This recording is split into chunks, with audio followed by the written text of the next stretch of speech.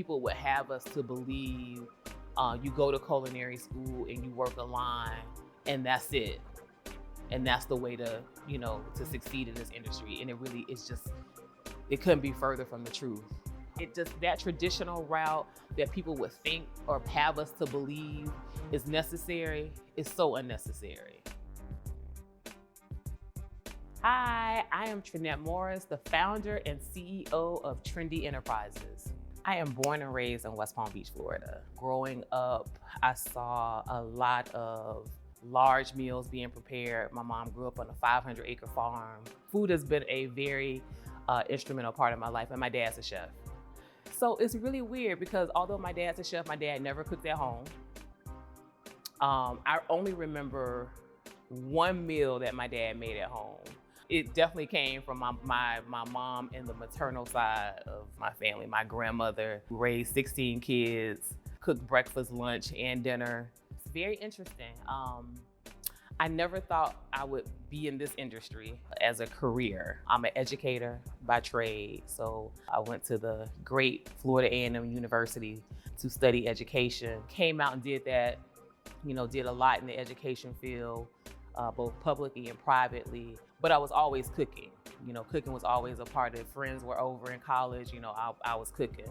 And I think really what happened, the major intersection, is when I really decided to not leave the education field, but kind of change what I was doing in the field of education, and really looked at, what am I passionate about? I love education, love kids, but I also loved cooking as well. And so I wanted to find a way where I could cook, but not be kind of like tied to it. So early on, I decided that I wanted to do personal chef work. Trindy Gourmet was launched on January 4th of 2010. We are caterers primarily, but we also do food production. We are also full-time food consultants for several businesses. We are mentors. We run concessions for county operations. So literally anything, almost anything food related. So we are caterers that have a cafe. So we serve breakfast. So it's a breakfast cafe. We serve breakfast there Wednesday, Thursdays, and Fridays are the days that we're open now. So Brightline, an amazing partnership. We are celebrating actually our year anniversary with them. And it really is just Trindy Gourmet, female, Black-owned business, providing Brightline with their AM and PM bento box offerings for their premium passengers. So we have our AM box, which includes sliced apples. They get their choice of a Belvita breakfast cookies, and it also has a packaged cheese in it. That's our breakfast offering. So if they want something a little heavier in the morning to eat than just a muffin, they can get that box. And then our 2 PM boxes, we have what's called a Mediterranean box, which has an assortment of olives. It has pita chips. It has Ghirardelli chocolate. It has a really wonderful red pepper hummus. That's all for that box. And then we have the charcuterie box, which is like your classic charcuterie. It has salami, Asiago cheese. It has crackers. It has grapes. It has Ghirardelli chocolate in that one as well. Literally, they were looking to have a company provide their bento box offering because they didn't have one. And they literally were looking on Google. They were literally just searching Google, and they came up on one of my mentees' name, who uses my kitchen as a commissary. And they called him, and he immediately was like, that's not what I do, but my mentor does, and put me on the line.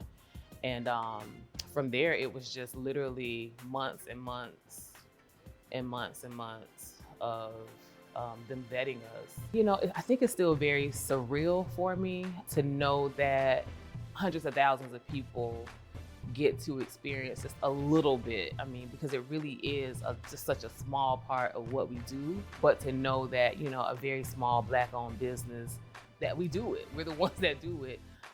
It's surreal. I think people have to often remind me that it's happening versus me being very conscious of, we really do that. You know what I'm saying? So I'm grateful. I'm grateful for the experience, for the opportunity. So in this particular field, especially in West Palm Beach, where I believe in South Florida, where the food scene is exploding, right? But we are underrepresented. So because I know that we're underrepresented as African Americans in general, and then as females, it has been really important to me to mentor Black females, but also Black males as well, and more importantly, young people in this field, because there's so many ways to make money in this industry. It's not just cooking. And I think people would have us to believe you go to culinary school and you work a line and that's it. And that's the way to, to succeed in this industry. And it couldn't be further from the truth.